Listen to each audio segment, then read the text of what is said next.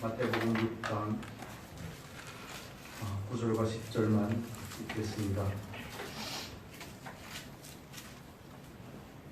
6장 9절과 10절입니다. 같이 읽겠습니다. 그러므로 너희는 이렇게 기도하라.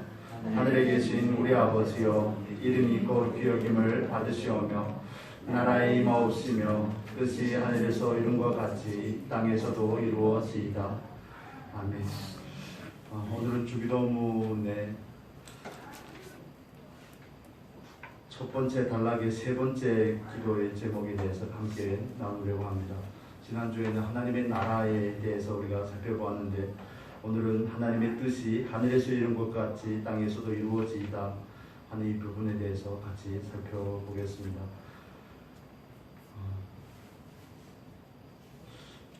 때론 그럴 때가 있습니다. 목회를 하다가 또 선교 사역을 하다가 가끔씩 좀 난처할 때가 있었습니다. 중국에 있을 때도 물론 그랬지만, 와서 하나님의 뜻이 무엇입니까? 이렇게 물어보는 분들이 있습니다. 너무 당연한 거겠죠. 여러분도 상담하실 때 물어보시잖아요.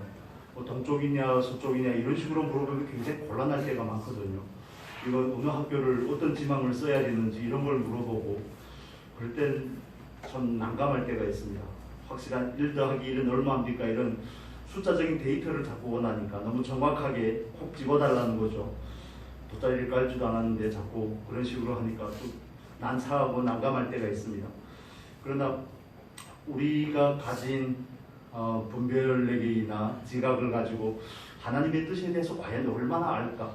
우리는 많이 읽고 많이 배우고 많이 학습하고 이렇게 했다고 생각을 하지만, 하나님의 뜻에 대해서 과연 얼마나 알까 하는 그런 생각을 하게 됩니다. 때로 우리는 하나님의 뜻에 대해서 마치 오리무중에 있듯이 전혀 알지 못하고 희미할 때가 너무 많습니다. 마치 아브라함이 하나님의 부름을 받았을 때 나아갈 바를 알지 못하고 나아갔던 것처럼, 그때 하나님의 말씀을 깨달은 것만큼 순종하는 게 어찌 보면 하나님께서 우리를 향한 뜻이 아닌가 하는 그런 생각을 하게 됩니다. 때로는 하나님께서 분명한 목적지를 우리에게 알려주지 아니하시고 그때의 순종을 요구할 때도 있더라는 겁니다. 확실한 목적지를 딱 보여주시고 가나안으로 가라 하고 인도하실 때도 있지만, 그러지 않고 삶 가운데 어떻게 해야 될지, 어디로 가야 될지에 대해서 명확하지 않은데도 불구하고 하나님께서는 그냥 함께 하신다는 말씀 한마디를 하시면서 그냥 마치 광야에서 이스라엘 백성들이 구름이 머무르면 머무르고 구름이 떠나면 떠나는 것처럼, 구름과 불기둥의 인도를 받았던 것처럼 그렇게 우리를 인도할 때도 있더라는 것입니다. 우리는 하나님의 뜻에 대해서 굉장히 관심이 많습니다. 그리스도인이기 때문에, 하나님 섬기기 때문에 그렇겠죠. 그렇지만 우리가 하나님의 뜻에 대해서 얼마나 알고 있는지, 때로는 스스로가 깨달은 하나님의 뜻이 마치 하나님의 뜻이 전부인 것 마냥 다른 분들에게 강요를 한다든지 아니면 또 이렇게 설교를 할 때가 있죠. 그러나 하나님의 뜻은 우리가 생각했던 것보다는 훨씬 더 깊고 크고 넓은 줄로 믿습니다. 우리는 그분의 뜻에 대해서 온전히 알 수 없습니다. 그냥 조금 만지는 거죠. 조금 깨닫는 겁니다. 예수 그리스도가 다시 오시기 전까지는 모든 것은 다 희미합니다. 그냥 아는 정도의 차이가 조금씩 다른 겁니다. 하나님께서 계시하는 부분이 조금씩 다른 것이고, 어떤 분은 조금 더 많이 보고 어떤 분은 조금 더 확실하게 보고 감각되고 할 따름이지 거기에는 큰 차이가 없습니다. 그래서 우리는 항상 하나님의 뜻이라는 이 명제 앞에 좀 겸손할 필요가 있겠다 하는 그런 생각을 합니다. 때론 저도 돌이켜보면 그때는 왜 그런 식으로 상담을 했을까 하는 그런 생각이 듭니다. 왜 그렇게 상담을 했을까? 때로는 북경에 있을 때 어떤 자매님하고 상담을 하는데 정말 그분이 원하는 대로 제가 말한 대로 다 됐습니다. 예를 들어서 상담을 하면 집을 대출을 해서 샀는데, 집도 비싼 집을 대출을 받아 샀는데 어떻게 해야 될지 확 엉켜있는데, 그때는 하나님께서 지혜를 주셨는지 제가 야곱의 머리를 굴렸는지 술술술술 얘기가 돼서 제가 말했던 대로 다 이루어지고 했는데 제 마음에 전혀 기쁘지 않은 겁니다. 집도 팔고 대출도 갚고 또 더 좋은 집도 장만하게 되고, 마진이라고 하나요? 그 갭 투자를 한 격으로 돼가지고 많은 것을 얻고 했는데 마음엔 전혀 기쁘지 않고 오히려 이렇게 괴롭고 하는 그런 감정 때문에 힘들었던 그런 기억이 있습니다. 그래서 지금 돌이켜보면 그때는 그렇게 이야기를 했습니다. 하나님의 뜻에 대해서 물어보면 그냥 성경에서 말씀하는 것만큼 아는 것만큼만 솔직하게 얘기하면 되는데 모른다고 인정하기가 너무 싫은 겁니다. 모르겠는데 잘 예를 들면 하나님 뜻이 뭡니까? 모르겠는데 거기에 대해서 어떻게 대답은 해야 될 것 같고 그게 목회자들을 그 일을 겪으면서 제가 느낀 건데 그게 목회자들을 골로 가게 하는 그런 계기가 되는 겁니다. 아는 척을 그걸 해야 되잖아요. 그러니까 어떻게 하든지 쥐어짜서 뭔가를 내놔야 되니까 결과물을 내어놔야 되니까 또 물어보는 분들은 실용적인 것을 원하니까 사실 동쪽이냐 서쪽이냐보다 오른쪽이냐 왼쪽이냐 이것보다는 태도가 더 중요합니다 이런 얘기를 해주고 싶은데 본질적인 게 더 중요합니다 이렇게 얘기해주고 싶은데 어느 학교를 가야 되는지 어떤 전공을 해야 되는지 이런 식으로 물어보니까 참 그랬던 적이 있습니다. 하나님의 뜻은 우리에게 계시된 것만큼 저와 여러분이 알고 또 그 뜻이 이 땅에 이루어지기를 우리는 기도로 참여해야 될 사명이 있다고 예수님께서 우리에게 말씀해 주고 있습니다. 하나님의 뜻은 이미 창세전에 결정이 되었습니다. 그렇죠? 창조하실 때 하나님께서는 종말을 그 염두에 두셨기 때문에 모든 섭리 안에서는 그분의 뜻은 이루어져 있는 것과 마찬가지입니다. 이미 다 정해져 있습니다. 그 정해진 뜻을 그때그때 그 적정한 시간과 때에 특정한 사람들에게 계시해 주죠. 그걸 우리가 다른 말로 하면 감동이라고 그러든지 깨달음을 주셔서 우리가 깨닫게 하고 그 뜻에 우리가 동의하게 하고 그 동의를 따라서 기도하게 하고 할 때 하나님께서 그 뜻을 이루어 가시는 거죠. 그런데 하나님께서 그 뜻을 이미 다 정해놓고 그 결과도 너무 명료한데 너무 확실한데 왜 우리를 그 기도의 자리로 초청을 해서 그 뜻에 참여시키고자 하는지는 우리는 잘 알 수가 없습니다. 왜 하나님께서 엘리와 엘리의 가족들의 아들들이 너무 망가지니까 한나를 힘들게 하고 한나로 하여금 사무엘을 낳게 하고 사무엘이 성장할 때까지 기다렸다가 이스라엘의 역사를 경건하게 좀 더 이루어가는지 거기에 대해서 우리는 알 길이 없지만 하나님은 어느 시대에든지 하나님 뜻을 이룸에 있어서 사람의 기도를 필요로 한다는 사실은 성경에서 우리에게 말씀해주고 있는 겁니다. 그래서 오늘날도 우리에게 있어서 가장 중요한 부분은 하나님의 뜻을 깨달은 것만큼 그 뜻에 참여하는 것이 굉장히 중요한 부분입니다. 왜냐하면 하나님은 사람을 통해서 역사하기 때문에 그렇습니다. 우리의 기도가 하늘을 좌우한다는 사실을 우리는 염두에 둘 필요가 있습니다. 마태복음 16장 보겠습니다. 마태복음 16장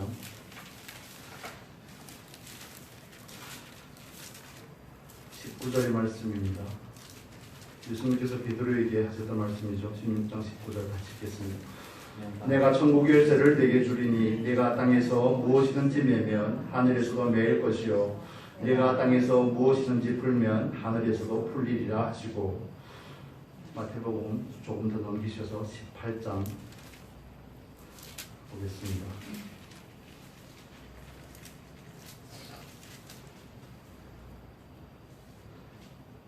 18장 18절의 말씀입니다. 마태복음 18장 18절. 여기서도 교회에 대한 가르침에서 똑같은 말씀을 합니다. 18절 같이 읽겠습니다. 진실로 너에게 이르노니 무엇이든지 너희가 땅에서 매면 하늘에서도 매일 것이요 무엇이든지 땅에서 풀면 하늘에서도 풀리리라. 하나님의 뜻은 이미 하늘에서 다 이루어지고 모든 것이 다 정해졌는데 하나님께서는 하필 땅의 간섭을 받으시겠다고 말씀을 하시는 거죠. 하늘이 땅을 좌우하는 게 아니라 땅이 하늘을 좌우한다는 겁니다. 즉 다른 말로 하면 우리들의 기도가 하나님의 뜻이 이루어지는 그 여부를 결정할 수 있다는 거죠. 물론 우리가 기도하지 않는다고 해서 하나님의 뜻이 이루어지지 않는 건 아닙니다. 우리가 기도하지 않으면 하나님께서 다른 사람을 찾아가서 그에게 기도하게 하실 겁니다. 이스라엘 백성이 하나님께 영광을 돌리지 않으면 세례 요한이 와서 책망했던 것처럼 이 돌덩이들로 하나님을 얼마든지 찬송하고 하나님께 영광이 되게끔 할 수 있는 분이 하나님인 줄로 믿습니다. 그러나 하나님께서 땅에서 우리가 하는 그 기도에 간섭을 받으시기를 원하고 우리가 하나님의 뜻을 알고 그 뜻에 참여하기를 원하신다면 우리에게 그런 깨달음과 그런 알미 있다면 그런 지각이 있다면 우리는 하나님 앞에 기도하기를 힘써야 될 줄로 믿습니다. 왜냐하면 저와 여러분의 기도가 하늘을 결정하기 때문에 그렇습니다. 하나님이 정해놓은 그 뜻이 우리의 기도를 통해서 이루어질 수도 있지만 우리는 제외되고 계시록에서는 좆대로 옮긴다는 그런 표현을 쓰죠. 우리는 제외되고 다른 사람들을 통해서 그 뜻을 이루실 수도 있다는 사실을 우리에게 말해주고 있습니다. 대표적인 예로 하나님께서 이스라엘 백성들을 제사장 나라로 삼으셨습니다. 그런데 이스라엘 백성은 12지파로 되어 있지만 그 중에서 제사장 지파는 레위 지파밖에 없습니다. 그렇죠.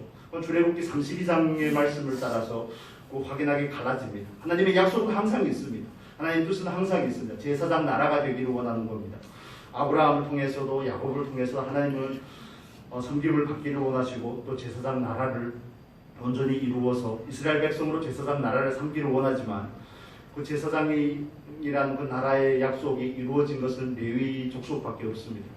우상 숭배를 할 때 하나님께서 자기 동족을 칼로 치라고 할 때 레위 자손만 순종하기 때문에 그렇습니다. 하나님의 약속은 오늘도 불변하지 않습니다. 저와 여러분이 기도하지 않는다고 해서 기도를 등한히 한다고 해서 그 약속이 이루어진 데 전혀 지장이 없습니다. 그러나 우리가 그것을 깨달았다면 하나님께서 우리를 부르신 유일한 두 가지 목적, 우리의 주관적인 구속을 이루고 객관적인 구속에 참여하기를 원하는 그 약속 가운데 우리가 있기 때문에 우리는 거기에 참여하기를 힘써야 되는 것입니다. 그게 저와 여러분이 하나님 앞에 섰을 때 우리들의 기업이 되고 상급이 되게 되는 겁니다.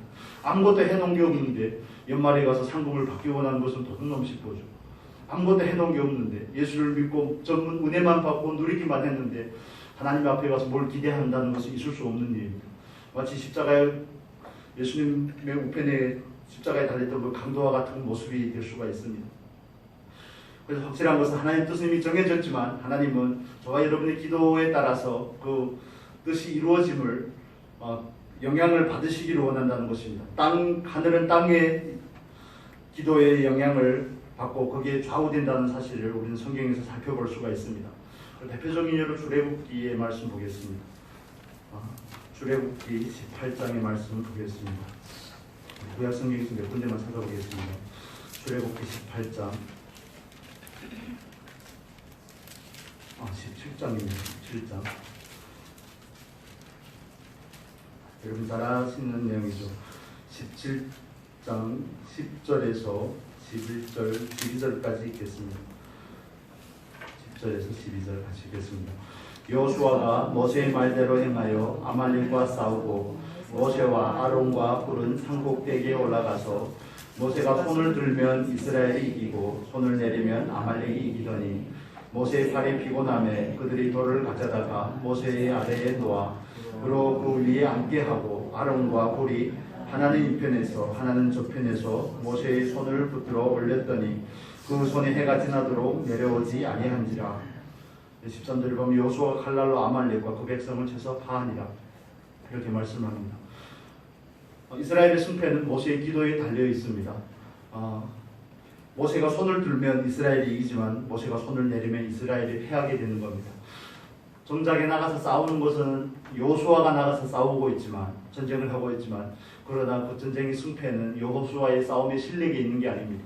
이때까지만 해도 이스라엘 백성들은 아직 아무런 체계도 갖지 않았습니다. 하나님께서만 그냥 그들을 하나님의 군대라고 이렇게 칭하셨을 뿐이지 그 어떤 조직 체계도 갖지 못했을 때입니다. 왜냐하면 아직 시내산이 이르지 않았고 율법을 받지 않았고 18장에 와서야 비로소 출애굽기 18장에 와서야 비로소 천부장, 백부장 이런 걸 나누게 되어 있거든요. 그냥 오합지졸과 같은 이스라엘 백성들이 전문 노력하고 약탈하는 데 능숙한 아말렉 족속을 감당한다는 것이 굉장히 버거운 일이죠.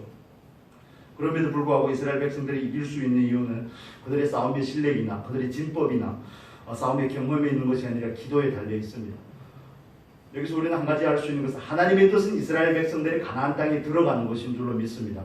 그런데 그 뜻을 방해하고자 하는 아말렉이 나타났을 때 하나님의 사람 모세는 기도를 하죠. 왜냐하면 하나님의 뜻이 가나안 땅에 들어가는 것이 하나님의 뜻이기 때문에 그렇습니다.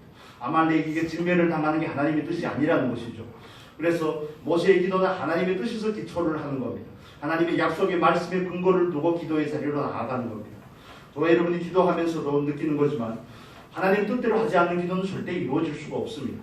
성경 전체를 1189장이나 되는 이 장절을 다 봐도 하나님께서 간혹 허용하신 예가 히스기야의 예 같은 경우가 있죠. 15년 더 살게 한다든지 그 외에는 이스라엘 백성들이 회개할 때 하나님께서 조금 더 자비와 인자하심을 베푸는 그런 돌이킴 외에는 거의 없습니다. 하나님은 자기 뜻을 절대 바꾸시는 분이 아닙니다.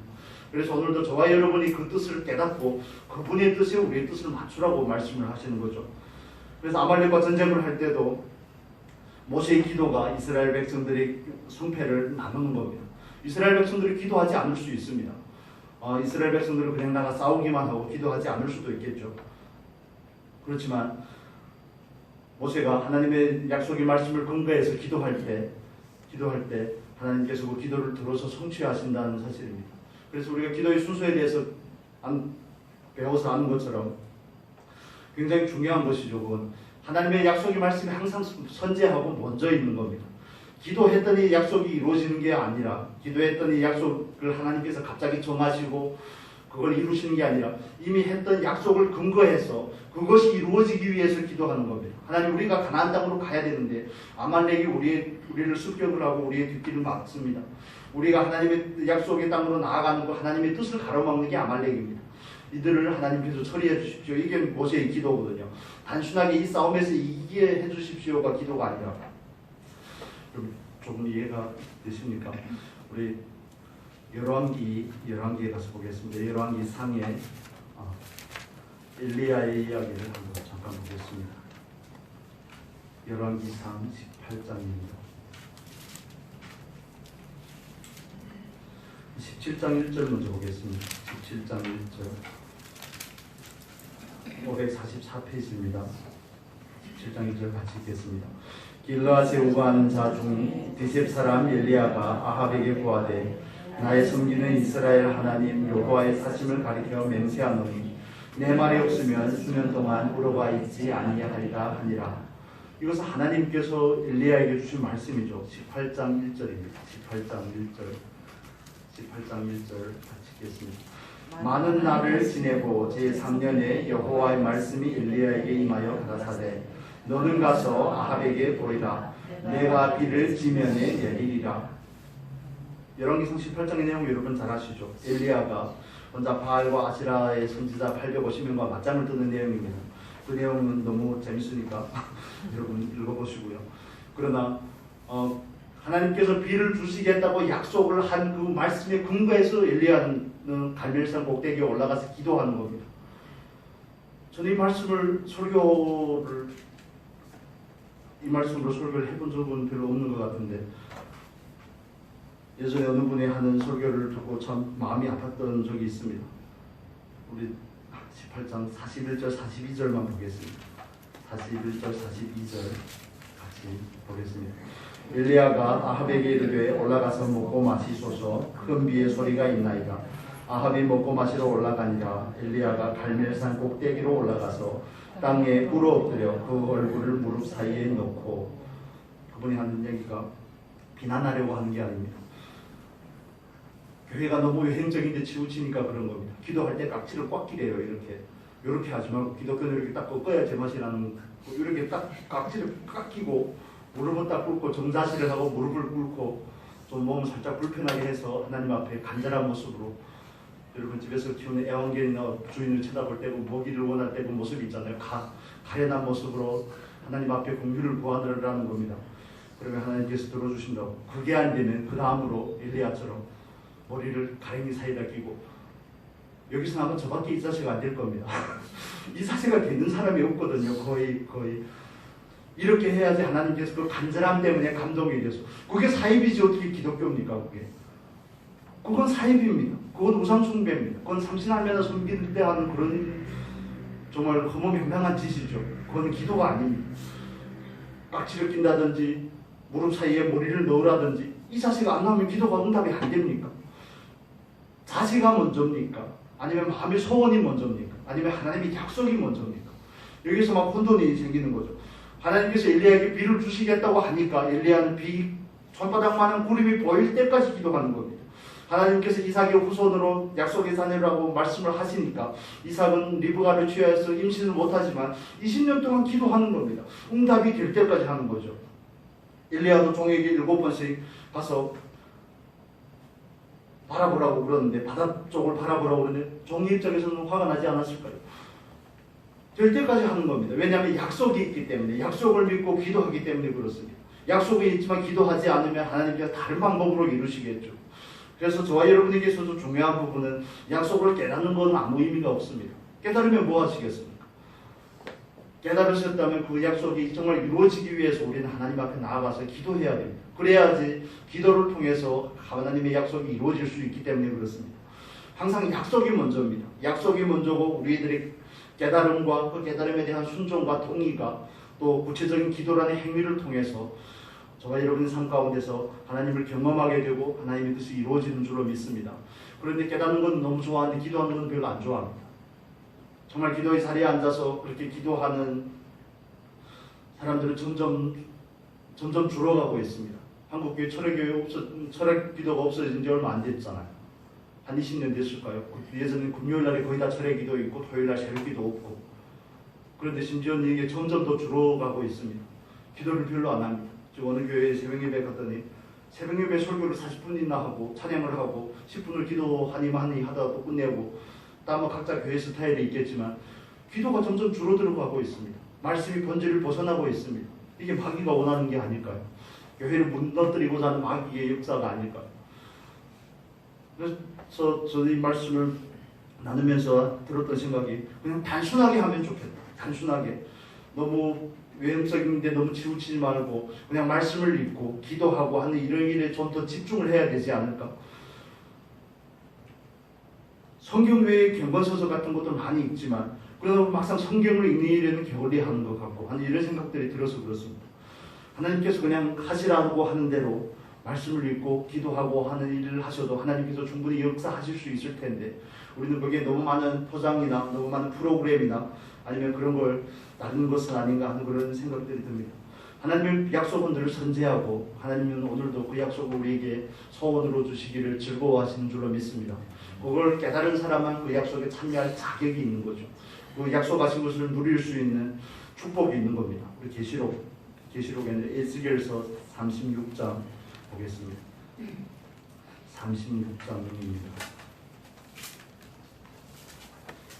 에스겔 36장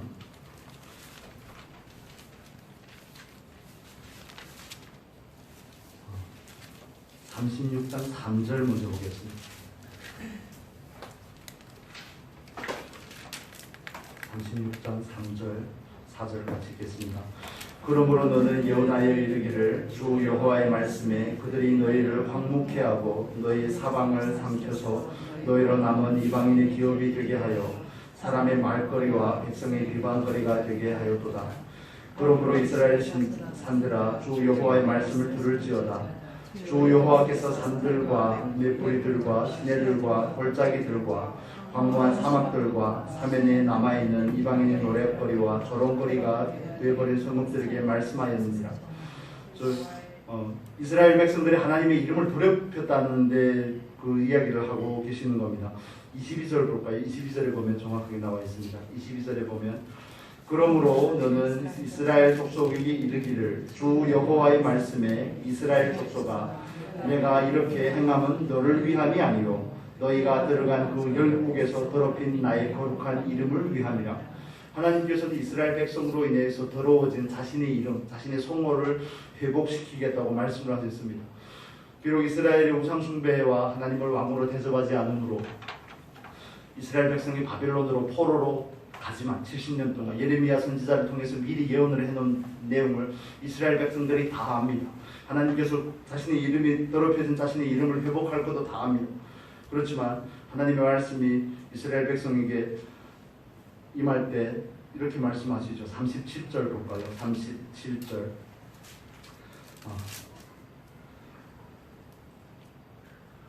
37절 38절 읽겠습니다. 나 주 여호와가 말하노라. 그래도 이스라엘 족속이 이와 같이 자기들에게 이루어 주기를 내게 구하여야 할지라. 내가 그들의 인수로 양떼같이 많아지게 하되 제사들의 양떼 곧 예루살렘 정한절기의 양떼같이 황폐한 성읍에 사람의 떼로 채우리라. 그리한즉 그들이 나를 여호와인 줄 알리라 하셨느니라. 하나님께서는 자신의 이름을 회복을 하는데 관심이 있으신 겁니다. 자신의 영광을 회복하는 데 관심이 있습니다. 하나님께서 그걸 이스라엘 백성들에게 계시로 보여주셨고 예레미야를 통해서 예언을 하셨죠. 그러나 그 약속이 이루어지기 위해서 이스라엘 백성들은 바벨론 땅에서도 그 약속을 믿고 하나님 앞에 기도해야 되는 겁니다. 하나님께서 그렇게 하시라고 기도를 하셔야 되는 거죠. 저와 여러분은 어떻습니까? 여러분 말씀을 읽으면서 기도하시면서 여러분이 깨달은 하나님의 뜻이 있지 않습니까? 하나님께서 우리에게 감동으로 주신 부분들이 있지 않습니까? 그렇다면 그 감동이나 그 깨달음을 위해서 어떻게 참여하고 계십니까? 그렇게 됐으면 좋겠다 하는 그런 막연한 기대 말고요. 그렇게 해서는 아무것도 달라지지가 않습니다. 감동이 있으면 그 감동을 따라서 기도하는 사람만이 하나님께서 이루신 그 일의 결과를 보게 될 줄로 믿습니다. 하나님께서 깨닫게 하시면 우리 안에 소원을 넣으시면 그 소원을 이루시기 위함인 줄로 믿습니다. 우리가 정말 하나님 앞에서 다툼과 시비가 없이 그 약속이 이루어지기까지 기도할 수 있는 은혜가 있기를 바랍니다. 정말 기도의 자리를 사모하시고 하나님 앞에 더 간절한 모습으로 기도할 수 있으면 좋겠습니다. 기도에서 그래서 굉장히 중요한 부분이 인내에 관한 부분이죠. 우리는 누가복음의 말씀 잠깐 볼까요? 누가복음 말씀 보겠습니다. 누가복음에서 예수님의 탄생에 대한 예언을 받은 사람이 두 사람이 있죠. 성전에서 예수님을 만났던 두 사람이 있습니다. 한 사람은 시므온이고 누가복음 2장입니다. 누가복음 2장. 누가복음 2장 26절 말씀 보겠습니다. 26절 같이 읽겠습니다. 저가 주의 그리스도를 보기 전에 죽지 아니하리라 하는 성령의 지시를 받았더니, 제가 읽어드릴게요. 성령의 감동으로 성전에 들어가매 마침 부모가 율법의 전례대로 행하고자 하여 그 아기 예수를 데리고 오는지라. 시므온이 아기를 안고 하나님을 찬송하여 가로되 주제여 이제는 말씀하신 대로 종을 평안히 놓아주시는도다. 시므온은 하나님 앞에 이스라엘의 위로를 기다리는 사람이죠. 의롭고 경건한 이스라엘의 위로를 기다리는 사람이고, 성령께서 그에게 주의 그리스도를 보게 하리라고 약속의 말씀을 주셨습니다. 그는 그걸 위해서 성전을 떠나지 않고 기도하죠. 그 뒤에도 한 사람이 있는데 그 사람은 안나죠. 36절 볼까요? 36절 같이 읽겠습니다. 또 아셀 지파 바누엘의 딸 안나라 하는 선지자가 있어 나이 매우 늙었더라.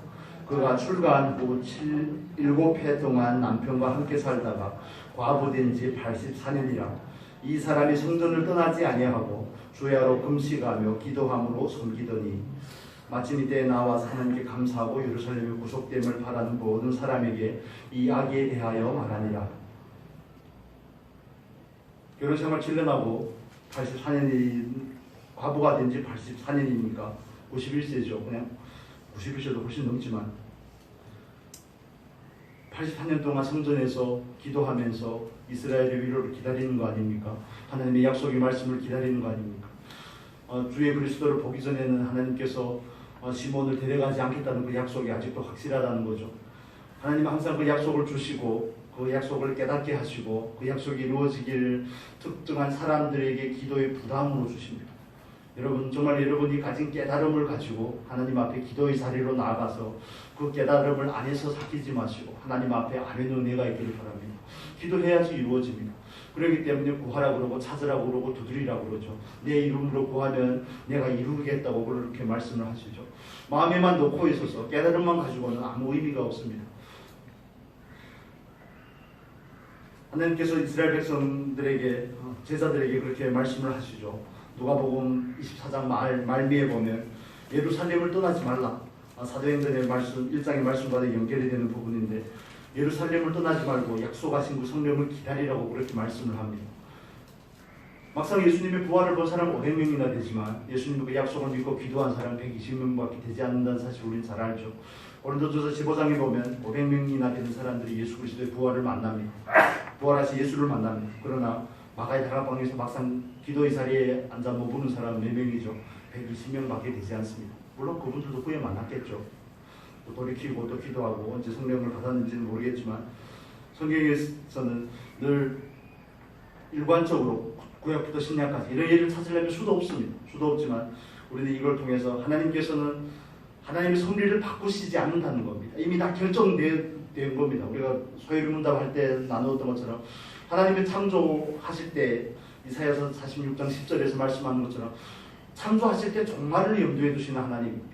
전지전능하신 하나님, 처음부터 마지막까지 그냥 한눈에 바라보시는 그 하나님, 저와 여러분의 인생뿐만 아니라 창조 시부터 종말의 심판까지 한눈에 바라보시는 그 하나님께서 모든 걸 알고 계시고 모든 걸 정해 놓으셨지만, 하나님께서 정해놓은 그 뜻 가운데를 들어가서 그 뜻에 참여하는 사람들이 별로 많지 않더라는 사실을 우리는 염두에 둘 필요가 있습니다.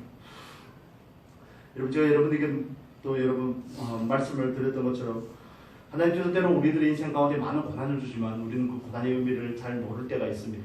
저희 숙모가 했던 그 간증인데, 하도 북한에서 먹을 게 없으니까 남편하고도 이혼하고 두 번째 다시 재혼을 했는데 아기를 낳고 났는데 상황이 너무 어려워지니까 먹을 게 없으니까 아기를 다른 집에서 잠깐 맡기고 중국에 와서 돈을 좀 벌어서 양식을 구해가서 다시 살려고 했는데 건너왔는데 다시 돌아가지 못한 겁니다.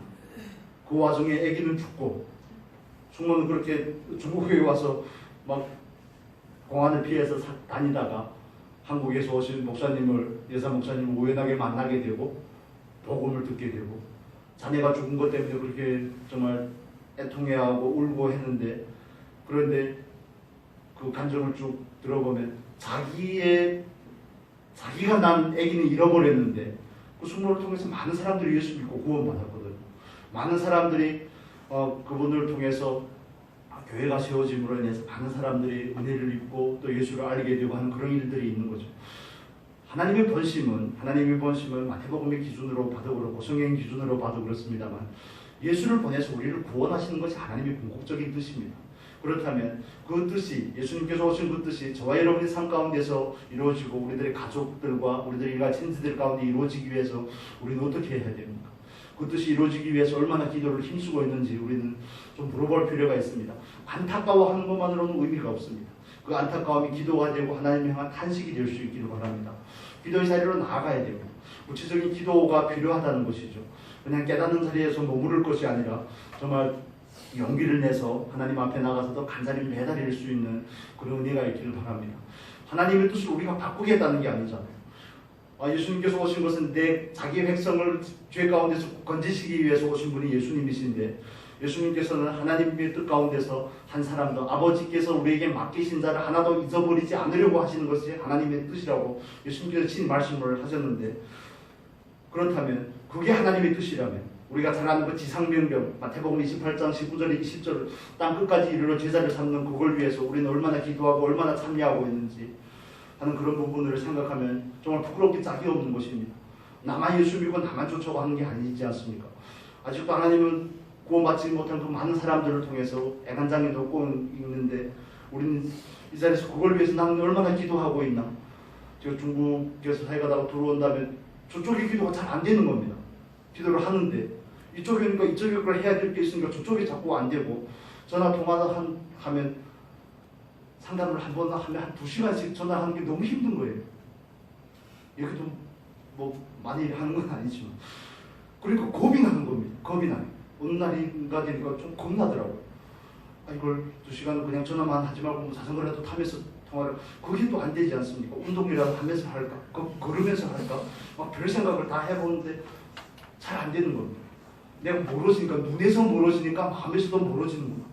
눈에서 멀어지니까 마음에서도 이러면 안 되는데, 하나님께서 아직도 그분들을 향해서 더 많은 사람들이 예수를 믿고 구원받기를 안타까워하고 있는데 난 지금 뭐 하고 있는가 하는 그런 생각이 들 때마다 좀 자괴감이 좀 들기도 합니다. 여러분, 하나님의 뜻은 너무 명료합니다. 너무 명료합니다. 일단 예수를 믿지 않는 사람이 예수를 믿게 하는 것이 하나님의 뜻이죠. 이제는 밭이 휘어서 추수하게 되었는데 그냥 남만 되면 거둘 사람들이 수두룩한데, 우리는 한국 교회가 지금 인구 비율로 볼 때 예수 믿는 사람이 한 800만 정도 됩니다. 한 30만 정도 요즘 통계로 그렇습니다. 한때는 4분의 1이라고 그랬는데 그거는 뻥튀기가 많이 된 숫자입니다. 사실은 한 800만 정도 됩니다. 그래서 제가 통합 측 그쪽에 교회에 있을 때는 400만 성도 운동 이런 걸 했거든요. 통합 측의 성도가 400만을 만들자 이런 구호를 가지고 했는데, 그리고 한국에는 5천만인데 5천 한 200만 정도 되겠죠. 그래서 800만이 예수를 믿는다면 아직도 4,200만 넘는 사람이, 4천 몇만이나 되는 사람이 예수를 아직 안 믿는다는 얘기지 않습니까? 그러면 그분들에게도 우리가 복음을 전해야 되지 않을까요? 그분들이 구원을 위해서 기도해야 되지 않을까요? 이건 그냥 율법적으로 뭐 교회로 사람을 데리고 이런 개념이 아닌 거 아시죠? 그분들을 향해서 우리는 얼마나 마음을 쓰고 있는지, 또 이 나라의 민족을 넘어서 또 북한을 향하든지 아직도 전혀 예수를 알지 못하고 죽어가는 그 사람들을 통해서 우리에게는 영혼을 향한 부담이 얼마나 있는지, 이런 걸 좀 우리가 조금 더 깊이 생각을 해보면 좋겠습니다. 우리 요한복음의 말씀 보고 마무리하겠습니다. 요한복음 6장입니다. 요한복음 6장.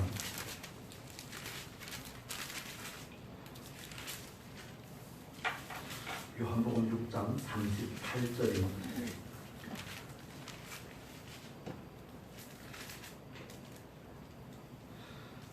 (38절) 39절까지만 읽겠습니다. 내가 하늘로서 내려온 것은 내 뜻을 행하려 함이 아니요 나를 보내신 이의 뜻을 행하려 함이니라. 나를 보내신 이의 뜻은 내게 주신 자 중에 내가 하나도 잃어버리지 아니하고 마지막 날에 다시 살리는 이것이니라. 40절 읽겠습니다. 내 아버지의 뜻은 아들을 보고 믿는 자마다 영생을 얻는 이것이니 마지막 날에 내가 이를 다시 살리리라 하시니라. 아멘.